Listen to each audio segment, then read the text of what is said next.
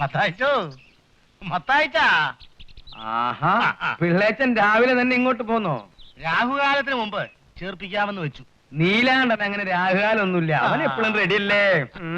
അതെ, ഐശ്വര്യമായിട്ട് അങ്ങ് പിടിച്ചു. എന്റെ കർത്താവേ, സ്വാമി ശരണം. ഇതെന്താ 5 രൂപ? കേട്ടോ, ഞാനിത് തനക്ക് വെറുതെ തന്നതാ.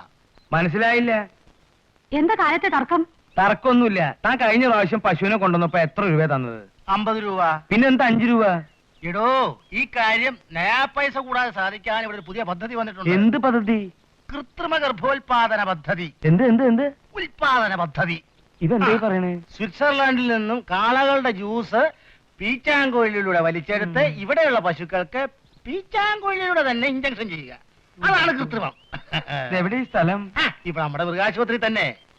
പിള്ളേച്ച, ദൈവം ഓരോന്നിനും ഓരോ വഴി പറഞ്ഞു തന്നിട്ടുണ്ട്. ആ വഴിയെ പോവാതെ പീച്ചാങ്കോലിന്റെ വഴി കൂടെ പോയാ പശു ചത്തുപോകും. ചത്തുപോണി അങ്ങ് പോട്ടെ, ഞാൻ എന്റെ പശുവിനെ അങ്ങോട്ട് കൊണ്ടുപോകാൻ പോവാ. കൊച്ചുമറിയേ, സംഗതി കുഴപ്പാവോടി? നിങ്ങൾ നീലാണ്ടനും കൊണ്ട് പോകുമ്പോഴേ ആ മൃഗാശുപത്രി കയറി ഒന്ന് അന്വേഷിക്കണം. ഏയ്, ആന്റിസിപ്പേറ്ററി ബെയിലിന്റെ ആവശ്യമൊന്നുമില്ല. പ്രതിയെ അറസ്റ്റ് ചെയ്യാതിരുന്നാ പോരെ? അത് ഞാൻ നോക്കിക്കോളാം. ഞാൻ നാളത്തെ ഫ്ലൈറ്റിന് മദ്രാസിൽ പോകും. അതിനു മുമ്പ് ഇത് ശരിയാക്കിയിട്ടേ പോവൂ. ഓക്കെ. സണ്ണിച്ചായൻ നാളെ പോവാന്നോ? ഒരു മർഡർ കേസിലെ പ്രതിക്ക് ജാമ്യം എടുക്കണം. ഞാൻ പോയാലേ നടക്കൂ. ഇങ്ങനെ കേസുകാരികളുമായി എത്ര കാലം ഓടുക? വീട്ടുകാര്യങ്ങളും കൂടി നോക്കണ്ടേ? അത് നോക്കാൻ നീയില്ലേ? ഇതാരാ ശങ്കരപ്പിള്ളേ? മനസ്സിലായില്ലേ? ഇല്ല. അയ്യോ, എന്റെ സഹോദരിയുടെ മോനാ. ഞാൻ കഴിഞ്ഞ പ്രാവശ്യം ഇവിടെ വന്നപ്പോ സാറിനോട് പറഞ്ഞായിരുന്നു. ഞാൻ ആ കാര്യം മറന്നുപോയി. എന്താ എന്താ പേര്? പേര് പറഞ്ഞു കൊടുക്കടാ. വിഷ്ണു. അതെ, ഇവൻ BSc പരീക്ഷ എഴുതി നിൽക്കുക. സാർ എന്തെങ്കിലും ഒരു ജോലി ഇവന് ഒപ്പിച്ചു കൊടുത്താ എന്റെ മോള് രക്ഷപ്പെടുമായിരുന്നു. ഇവന് ജോലി കിട്ടിയ മോളെങ്ങനെ രക്ഷപ്പെടുക? പെണ്ണിന്റെ മുറച്ചെറുക്കനായവൻ. അവള് വയറ്റിൽ കിടക്കുമ്പോ തന്നെ ഞാനും പെങ്ങളും തമ്മിലൊരു ധാരണ ഉണ്ടാക്കി. പെണ്ണിനെ എവനെ കൊണ്ട് സംബന്ധം ചെയ്യിപ്പിച്ചോളാമെന്ന്. അപ്പോ ഇവന് വേണ്ടി മോളെ അങ്ങ് ഉറപ്പിച്ചു വെച്ചിരിക്കുകയാണല്ലേ? ആന്നേ. ആ ധാരണയിൽ യവന്റെ പഠിത്തത്തിന് വേണ്ടി എന്നാൽ കഴിയുന്ന എല്ലാ സഹായങ്ങളും ഞാൻ ചെയ്തിട്ടുണ്ട്. ഏതായാലും റിസൾട്ട് വരട്ടെ. എന്തെങ്കിലും ഒരു ജോലി ഞാൻ ഏർപ്പാട് ചെയ്ത് തരാം. അതും കൂടി കഴിഞ്ഞ് ഇവരുടെ കല്യാണവും നടത്തിയ ശങ്കരപ്പിള്ളക്ക് പിന്നെ സമാധാനമായിട്ട് മരിക്കാം. താനിപ്പോ മരിച്ചിട്ട് എന്ത് ചെയ്യാനാ? ഹെടോ, സ്വർഗത്തിൽ കോടതിയൊന്നുമില്ല. നരകത്തിലുണ്ട് സാറേ. കള്ളക്കേസ് വാദിച്ചിട്ടുള്ള സകലമാന വക്കീലന്മാരും അവിടെ കാണും. ഞാൻ അവരുടെ ആരുടെയെങ്കിലും കൂടെ ഗുമസ്തനായിട്ട് കൂടിക്കോളാം.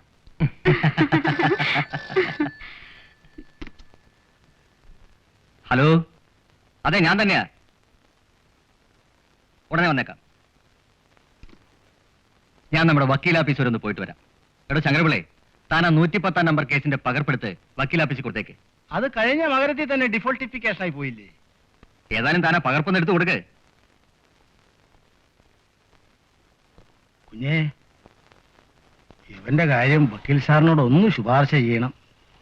ശങ്കരപ്പിള്ള സണ്ണിച്ചായന്റെ പഴയ കാലം മുതലുള്ള ഗുമസ്തനല്ലേ?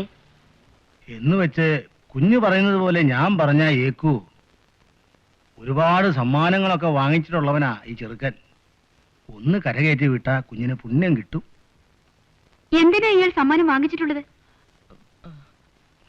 മിഴിച്ചു നിൽക്കാതെ വാ നടന്നങ്ങോട്ട് പറയടാ.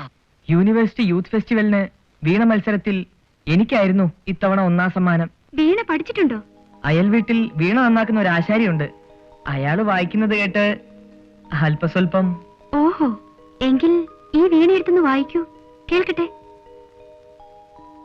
ചെല്ല് മോനെ, ചെല്ല്.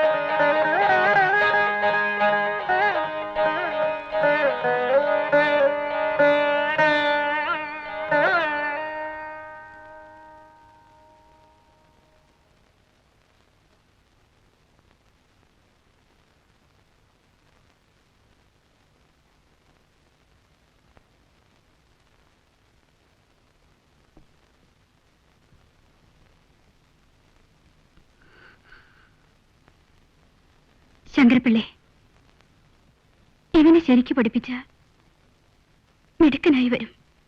എനിക്ക് എന്ത് ചെയ്യാൻ കഴിയും കുഞ്ഞെ? കുഞ്ഞു മനസ്സ് വെച്ചാ 10-15 വർഷമായി ഞാൻ വീണ കൈകൊണ്ട് തൊട്ടിട്ട്. അത് പിന്നെ എനിക്ക് അറിഞ്ഞുകൂടെ? കല്യാണം കഴിച്ചു കൊണ്ടുവന്ന കാലത്ത് എപ്പോ വന്നാലും ഈ വീട്ടിൽ നിന്ന് വീണയുടെ സ്വരം കേൾക്കുമായിരുന്നു. ഏതായാലും ഞാനൊരു കാര്യം ചെയ്യാം. കാലത്തും വൈകിട്ടും ഓരോ മണിക്കൂർ ഞാൻ ഇവനെ വീണ പഠിപ്പിക്കാം. നിനക്ക് വിശ്വാസമാകുന്നില്ല അല്ലേ? കൊച്ചമ്മ അങ്ങനെയൊന്നും ഒരു കാര്യം ഏക്കുന്നതല്ല. നിന്റെ യോഗം കൊണ്ടായിരിക്കും അവര് സമ്മതിച്ചത്. മോനെ, ഒരമ്മയെ പോലെ അവരെ ബഹുമാനിക്കണം. ശുഷ്കാന്തിയോടെ പഠിച്ച് മിടുക്കനായി വരണം. ഞാനിനി ജീവിച്ചിരിക്കില്ല ശൈലി. ഞാൻ ആത്മഹത്യ ചെയ്യും. അതാണോ ഈ പ്രശ്നത്തിനുള്ള പരിഹാരം?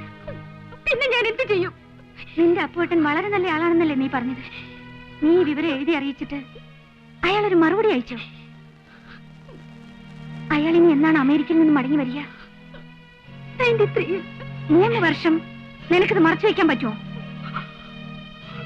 അതാണ് ഞാൻ പറഞ്ഞത്, പുരുഷന്മാരെ വിശ്വസിക്കരുതെന്ന്. നിന്റെ സ്ഥാനത്ത് ഞാനായിരുന്നെങ്കിൽ അയാളെ ഷൂട്ട് ചെയ്ത് കൊല്ലുമായിരുന്നു. എന്റെ നിയന്ത്രണമില്ലായ്മ കൊണ്ടാണ് ശൈല ഇതെല്ലാം സംഭവിച്ചത്. നോ, അയാളുടെ കവിത കേട്ട് നീ മയങ്ങിയത് കൊണ്ട്, അയാൾ പറഞ്ഞത് നീ വിശ്വസിച്ചത് കൊണ്ട്.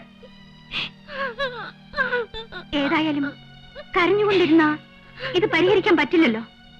I will take you to a lady doctor. എന്തിനെ? For abortion. വാ വാ, കാരണന്മാരെ മനസ്സിൽ ധ്യാനിച്ചുകൊണ്ട് ഇറങ്ങിക്കും മോനെ. ഭഗവാനെ,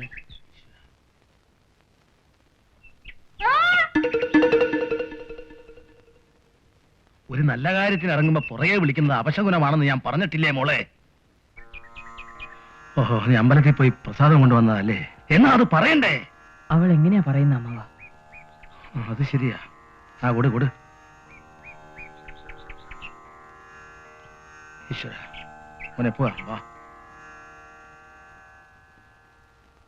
ദക്ഷിണ കൊടുക്കും മോനെ. ഇനി നമസ്കരിക്കേ.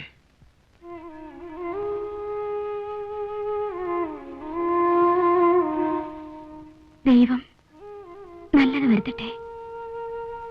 ഇരിക്കൂ. അപ്പോ ഞാനങ്ങോട്ട് പോയിക്കൊള്ളൂ. വരട്ടെ മോനെ.